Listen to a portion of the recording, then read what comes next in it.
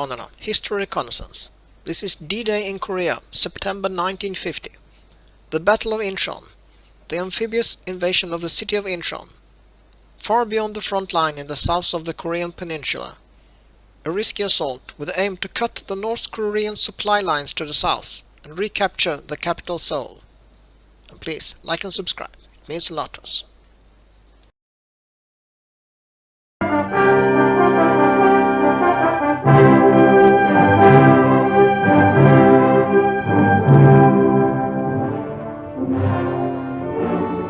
As the North Korean Communists launched their surprise invasion of South Korea on 25 June 1950, United Nations forces began to withdraw. By early August, UN troops, outnumbered and under heavy pressure, had pulled back to establish a 120-mile defensive perimeter around the port of Busan.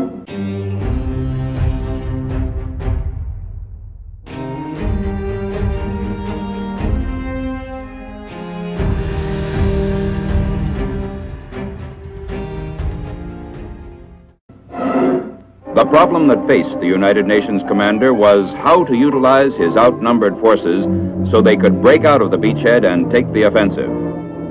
Aerial reconnaissance had established that supplies and reinforcements for the enemy were being funneled along two main highways through Seoul, southeastward to the Busan perimeter.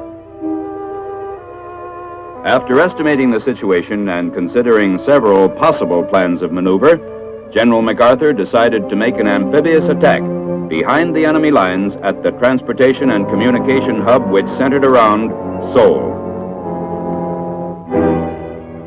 With the enemy's supply line cut, the 8th Army would be able to break out of the Busan beachhead and launch a simultaneous attack from the southeast. However, before the amphibious attack could be launched at Seoul's port city, Inchon, high-level conferences were necessary. In mid-August, General J. Lawton Collins, Army Chief of Staff, and Admiral Forrest P. Sherman, Chief of Naval Operations, arrived in Tokyo to confer with General MacArthur and his staff. One of their main problems was the selection of troops to take part in the invasion, since the United Nations forces then engaged in Korea were sufficient only for the defense of the Busan perimeter.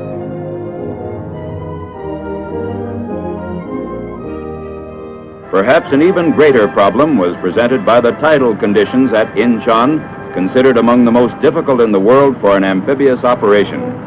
Extensive studies were made of the area, including examination of scenes such as these, photographed in 1945 during the U.S. occupation. It was decided that mid-September would be the best time for an amphibious assault, but even then, special tactics would be necessary. In Inchon's harbor and at Wolmi, a small island which dominated the outer harbor, there was a 35-foot tidal range, leaving impassable mudflats at low tide. Assault landing craft would be able to approach the beaches only during the 3 hours of each high tide. Troops landing in the first waves would have to stick it out alone until the next high water.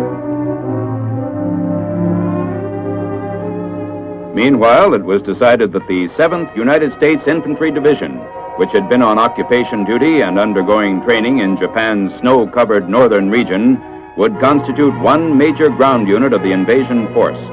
The entire force would be designated the 10th Corps. Part of another major ground unit of the 10th Corps came from Camp Pendleton, California.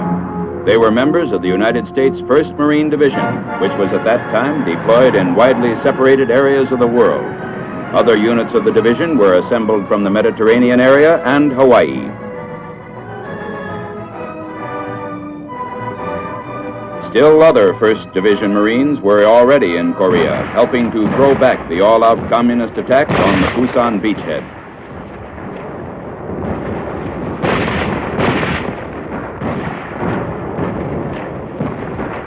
Because of their combat experience, they were pulled out of the lines 2 weeks before the invasion to spearhead the attack on Inchon. While the invasion force was being assembled, B-29s and other planes of the UN Air Force were softening up the Inchon-Seoul area for the assault. North Korean defense positions were destroyed, and communist supplies and reinforcements from the north cut off. Ships and aircraft of the United Nations fleet joined in softening up the Inchon area.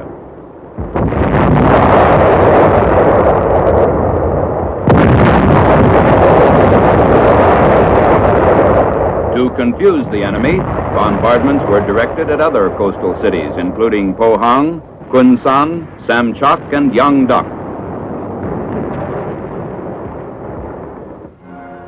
By this time, the ships of Task Force 77, a United Nations armada, had left Japan with its cargo of 10th Corps troops and was nearing the west coast of Korea.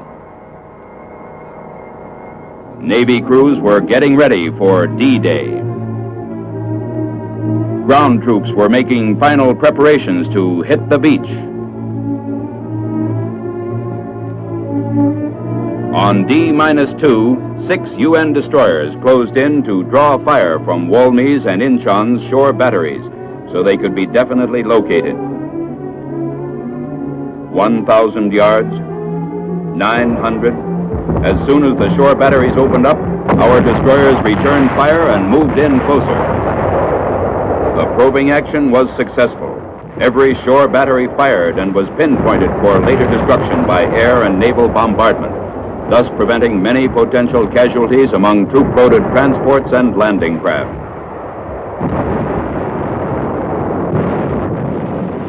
One of the destroyers, the Colette, received direct hits from a shore battery only 600 yards away. The preparations were completed, and this was the invasion plan. At 0600, 15 September, after a pre-invasion bombardment, the 3rd Battalion of the 5th Marine Regiment would land at Walmey and secure the island during the hours of the morning high tide. On the evening high tide at 1800, the remainder of the 5th Marine Regiment and the 1st Marine Regiment would simultaneously attack the city of Inchon from the north and south respectively. These 2 regiments, followed later by the 7th Marine Regiment, would move inland as rapidly as possible along the Inchon-Seoul axis. Their primary mission was to capture the city of Seoul. As soon as possible after the 1st Marine Division was ashore, the U.S. 7th Infantry Division would be landed through the port of Inchon, proceed east along the Inchon-Seoul axis, then turn south toward Suwon to protect the southern flank and establish a line against which the 8th Army could crush the retreating communists. The 1st Korean Marine Regiment would clear captured areas, and the 187th Airborne Regimental Combat Team would be held in reserve in Japan.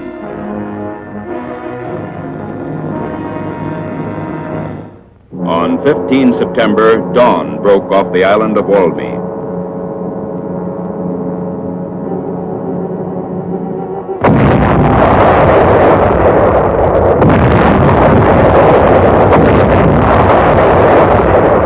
Guns of the 262-ship United Nations Armada began their point-blank preliminary bombardment.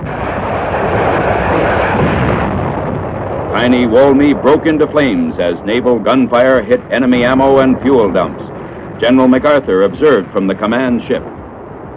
At 0630, the invasion began. 15 seconds before the Marines hit the beach, the bombardment was lifted at Walmey, but continued at Inchon.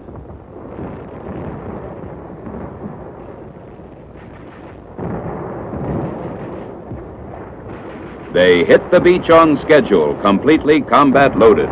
Because of the tidal conditions, men in this first wave could expect no supplies or reinforcements for 10 hours. The island was defended by about 400 soldiers of the 18th North Korean Division, but with the air and naval bombardment, as well as close ground support by the 1st Marine Air Wing, only sporadic resistance was encountered. Communist troops, in a state of shock, surrendered after only light opposition. By the morning of 16 September, Inchon had been taken against light resistance.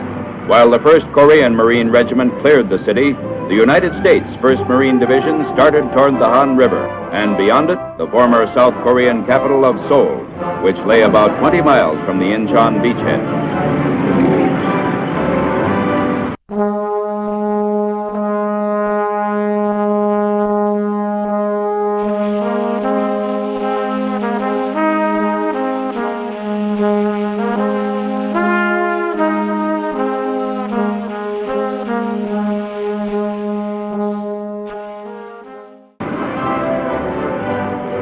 4 miles out of Inchon, they passed burning Russian-made T-34 tanks. There was no definite enemy defense line on the road to Seoul, but small communist pockets of resistance had to be cleaned out. Elements of the 1st and 5th Marine Regiments cleared the rice paddies near the village of Akia.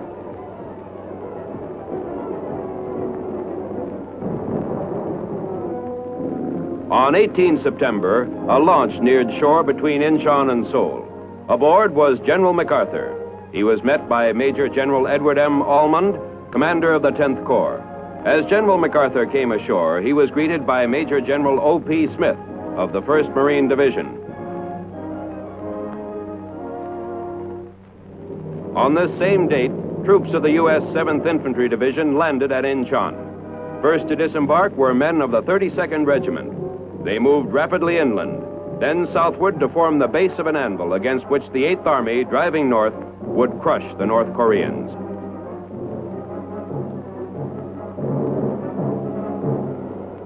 Major General David G. Barr, 7th Division Commander, conferred with General Smith to coordinate Army and Marine action.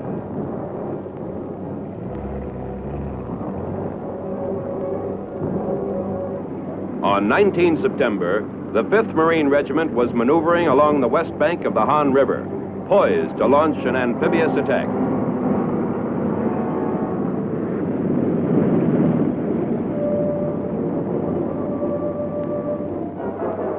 Red defenses were softened before the crossing was attempted.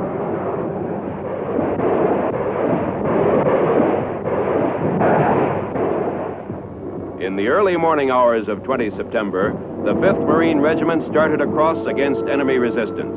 It was expected that the crossing would be difficult, for the river is very wide in this area.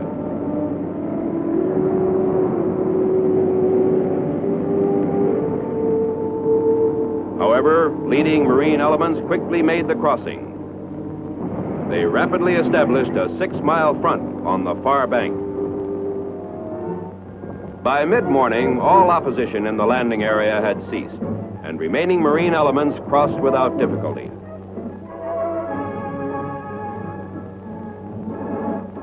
They had cleared the greatest barrier between Inchon and Seoul. Now they lost no time in heading toward the former capital. Meanwhile, far to the south, the 8th Army, led by Lieutenant General Walton H. Walker, broke out of the Pusan perimeter as communist troops were cut off from supplies and reinforcements by the 10th Corps. The Reds in South Korea were in full retreat, and one of the major objectives of the Inchon invasion had been achieved. In the Seoul area, Kimpo Airfield, captured by the 5th Marine Regiment on 17 September, was soon operational. A full-fledged airlift was quickly begun with about 400 tons of critically needed supplies being brought in daily.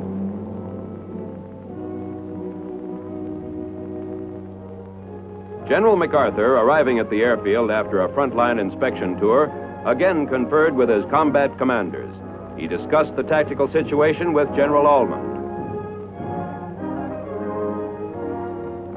Held in reserve in Japan, the airborne 187th Regimental Combat Team was landed at Kimpo on 23 September, quickly rushed to a staging area, and ordered to proceed northward to capture the Kimpo Peninsula.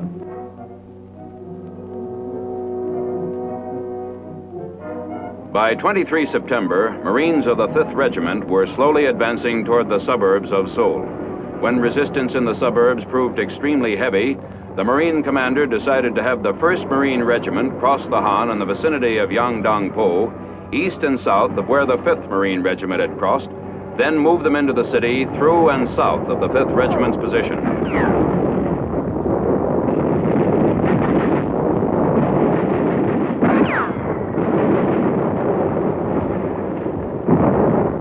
Fighting in Seoul's suburbs now reached the house-to-house stage as the Reds fortified some of the main buildings.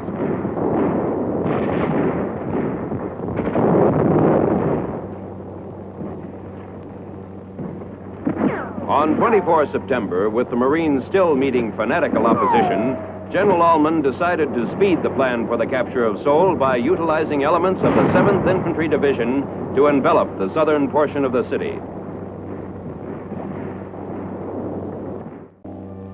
This was the general situation of the 10th Corps on 24 September. The 187th Airborne Regiment and the Korean Marines were destroying the enemy on the Kimpo Peninsula.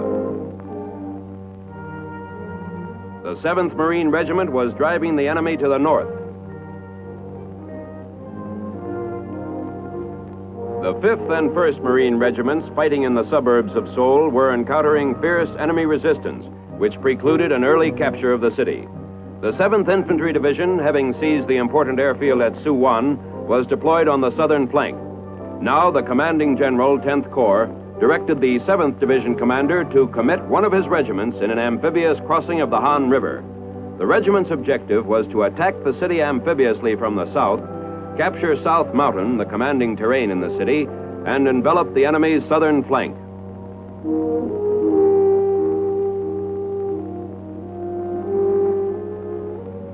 The 32nd Regiment, 7th Infantry Division, quickly moved to follow General Ullman's new orders.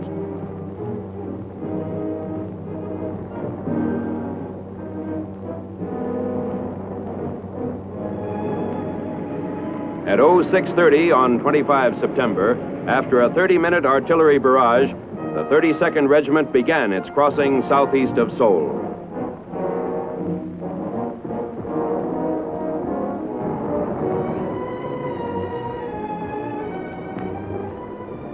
The infantrymen reached the far bank without serious opposition. However, a short distance from the river, they ran into heavy small arms and machine gun fire.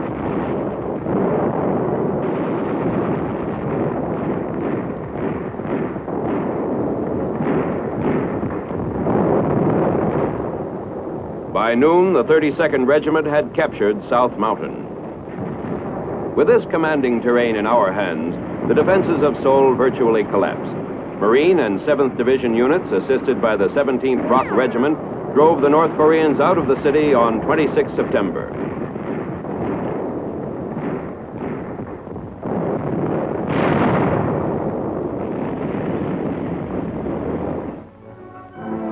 On 27 September, 7th Division troops waited near Osan for a flying column of the U.S. 1st Cavalry Division. As these 10th Corps and 8th Army soldiers linked up, thousands of communists were trapped.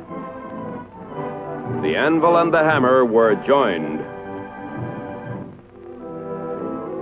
In the Republic of Korea's war-scarred capital on 29 September, General MacArthur participated in Seoul's liberation ceremony.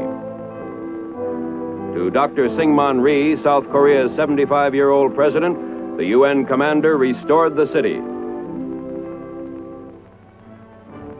With the 8th Army moving through its position, the 10th Corps was relieved of all tactical responsibility on 7 October.